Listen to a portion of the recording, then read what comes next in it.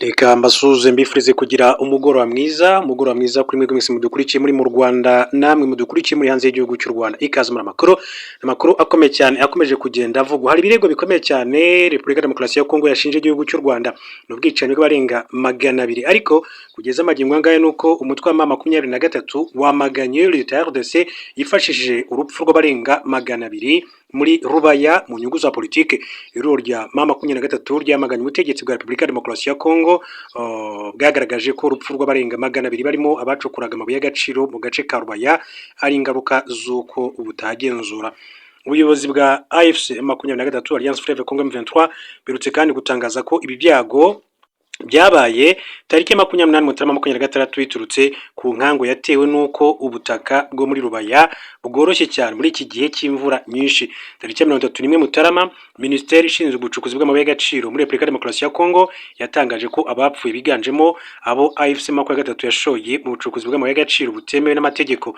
Umuvugizi wa M23 yitwa Lawrence Kanyuka yatangaje ko imyitwarire ya leta RDC mu gihe cy'ibyago ibabaje kuko iri gushaka kubyifashisha mu nyungu za politike. Lawrence Kanyuka agize ati aho kwemera uburyo leta imaze igihe kinini cyane yarananiwe gushyira ku murongo urwego rw'ubucukuzi bw'amabuye y'agaciro, ishaka kwifashisha ibi byago byatewe n'imvura nyinshi mu birombe bya Rubaya mu nyungu za politike.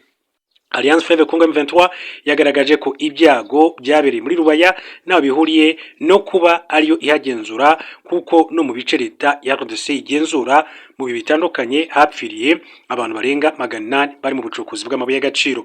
Iri huriro ryatanze ingero 15 z'ahantu hagenzurwaga na leta ya RDC hapfiriye abantu benshi bari mu bucukuzi bw'amabuye y'agaciro, harimo Nyamukubi na Bushushu mu ntara ya Kivu y'Amajyepfo, hapfiriye abarenga 500 tariki ya 4 Gicurasi 2023.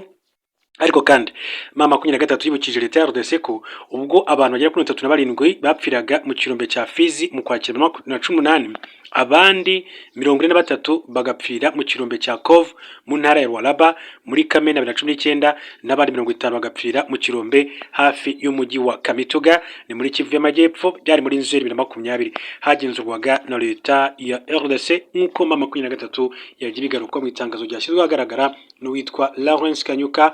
Uyu nguyu ni umuvugizi wa M23 mu bya politike. Ari makuru aravuga yuko umunyekongo wegukanye igihembo cyitiriwe Nobel 2018 Dr Denis Mukwege ashobora kuzahatanira n'umunyarwandakazi Madame Louise Mushikiwabo umwanya w'umunyamabanga mukuru w'umuryango w'ibihugu bikoresha ururimi rw'igifaransa Organisation Internationale de la Francophonie uhuza ibihugu bikoresha igifaransa. Nyuma yaho mu kwezi gushize u Rwanda rwemeje ko ruzatanga Madame Louise Mushikiwabo kugira ngo ahatanire manda ya gatatu kuri uyu mwanya, guverinoma ya Repubulika Demokarasi ya Kongo yashyize imbaraga mu gushaka uzahatana nawe.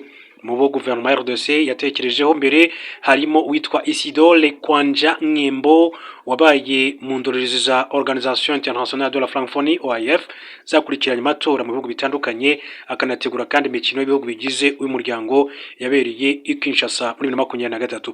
Nyuma yaho tariki 30 Mutarama 2026 guverinoma ya RDC ifashe icyemezo kidasubirwaho cyo gutanga umukandida hamenyekanye andi mazina abiri y'abashobora kandi kuzavamo uzahatana na Madame Louise Mushikiwabo. Ni Dr Denis Mukwege washinze ibitaro bya Panzi i Bukavu, niwe kandi uri kuvugwa cyane hashingiwe ahanini ku buryo amenyerewe ku ruhando mpuzamahanga abikesha ibikorwa byo kwita ku bagore bahohoterwa mu gihe cy'intambara. Ikinyamakuru Jeune Afrique cyatangaje ko nubwo uyu muganga atavugaga rumwe n'ubutegetsi bwa Perezida Felix Tshisekedi mu bihe bibanziriza amatora y'umukuru w'igihugu yabaye mu mpera za 2023, bivugwa ko bombi bavugana kandi ko bahuriye i New York muri Leta Zunze Ubumwe za Amerika muri Nzeri 2025 kuva mu kwezi kwa 9. Undi uri gutekerezwaho ni witwa Freddy Mutunguru wabaye Minisitiri w'Imari kuva muri 2001 kugeza 2023, akanakora kandi mu kigega mpuzamahanga cy'imari IMF ndetse na Banki Nyafurika itsura amajyambere BAD. Leta ya RDC yagaragaje kenshi ko itishimiye kubona umunyarwandakazi ayobora Organisation Internationale de la Francophonie, igaragaza ko ikwiye uyu mwanya bitewe n'uko iki gihugu kandi aricyo gifite abantu benshi bavuga igifaransa bagera kuri 50%. Ariko kandi inama y'abakuru b'ibihugu na za guverinoma ya OIF izabera mu mujyi wa Phnom Penh ni pen ni muri Cambodia kuva tariki ya 15 kugeza tariki ya 16 Ugushyingo 2026 niyo izatorerwamo umunyamabanga mukuru w'uyu muryango wa Organisation Internationale de la Francophonie. Reka mbabwire ko uwitwa Perezida Donald Trump Leta Zunze Ubumwe za Amerika yavuze ko Canada, Greenland ndetse na Venezuela bishobora kandi guhinduka leta eshatu nshya z'iki gihugu. Russia Today yanditse ko Trump yatangaje ibi ku wa gatandatu tariki 31 Mutarama 2026 ubwo yari mu musangiro wamuhuje n'abayobozi b'ibigo bikomeye cyane n'abandi banyapolitike. Uyu musangiro utegurwa na Alfalfa Club ni ihuriro ry'abanyemari bakomeye cyane. Bwana Trump yavuze ko ati ntabwo kugira Greenland leta 51 byigeze biba mu migambi yanjye, ahubwo ndashaka kugira ngo Canada leta ya 51, Greenland izaba leta ya 52 naho Venezuela ibe leta 53. Mu gutangaza ibi Trump yavuze ko atarakomeje ahubwo ari amashyengo. Bwana Trump amaze igihe kinini cyane agaragaza ko ashaka kugenzura ikirwa cya Greenland ku mpamvu z'umutekano w'igihugu cye. Iki kirwa gisanzwe kigenzurwa na Denmark. Ni mu gihe kandi mu bihe bitandukanye yagiye avuga ko Canada ikwiriye kwemera ikaba leta 51 ya Leta Zunze Ubumwe za Amerika. Bwana Trump atangaje ibi kandi mu gihe yavuze ko Amerika izagira uruhare mu miyoborere ya Venezuela nyuma yo gukura ku butegetsi Nicolas Maduro. Uyu ni perezida wa Venezuela. Mu gitero gikomeye cyane bagabye Caracas mu murwa mukuru, biza kurangira rero bamutaye muri yombi, ubu ngubu akabarizwa muri Leta Zunze Ubumwe za Amerika. Hanyuma tugenda dusata umusozo w'aya makuru, mbabwire ko uwitwa Volodymyr Zelensky ni perezida w'igihugu cya Ukraine. Uyu mugabo akaba yakomoje kubyo kongera kwiyamamaza kuyobora iki gihugu cya Ukraine. Perezida wa Ukraine Volodymyr Zelensky yagaragaje ko ashobora kandi kongera kwiyamamariza kuyobora iki gihugu kimaze imyaka 4 kiri mu ntambara n'igihugu cy'Uburusiya.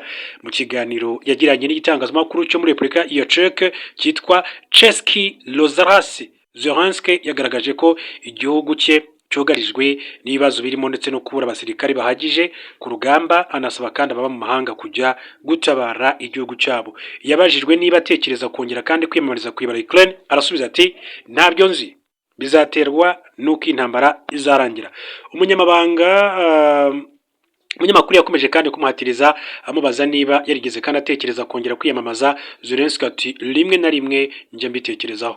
Muri Mutarama nibwo inteko ishinga amategeko ya Ukraine yongereye ibihe bisanzweho iminsi 90 bizatangira muri Gashyantare kugeza muri Gicurasi 26, ibigaragazamo ko nta matora azaba kuko igihugu kiri mu ntambara.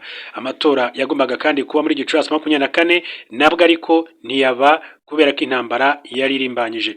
Mu Kuboza 25 Zelensky yavuze ko amatora agomba kandi kuba nyuma y'uko habaye impinduka mu mategeko ndetse nabo mu burengerazuba bw'isi bakizeza ko bazarinda Ukraine hirindwa ko yakongera kandi guterwa. Volodymyr Zelensky ayobora Ukraine kuva muri 2019, akaba rero ayobora kuva icyo gihe kugeza ubu, ariko mbibutsa ko kuva 2022 hari intambara ikomeje guhanganisha igihugu cya Ukraine ndetse n'igihugu cy'Uburusiya. Intambara bivuga ko nk'igihugu cy'Uburusiya kimaze gutakarizamo abasirikare barenga 1 miliyoni wajya mu bikoresho bya gisirikare, intwaro, imbunda, amasasu, indege za drone, ugasanga ko ni intambara imaze gukoreshwa mu bushobozi bukomeye cyane. Kuko nk'igihugu cya Ukraine cyo ntabwo cyakagombye kuba gikukuza kugeza amagingo ngaya, nuko cyagiye gifashwa n'igihugu gikomeye nka Leta Zunze Ubumwe za Amerika, yaba ku butegetsi bwa Joe Biden bwaje gusimburwa n'ubutegetsi bwa Perezida Donald Trump. Reka mbashimire, mbifuriza ibihe byiza, hanyuma mu kanya turaza gusubira turebera hamwe n'andi makuru atandukanye akomeje kugenda agarukaho hirya no hino mu bitangazamakuru bitandukanye, yaba imbere mu gihugu cy'u Rwanda, mu karere ndetse no ku ruhando mpuzamahanga.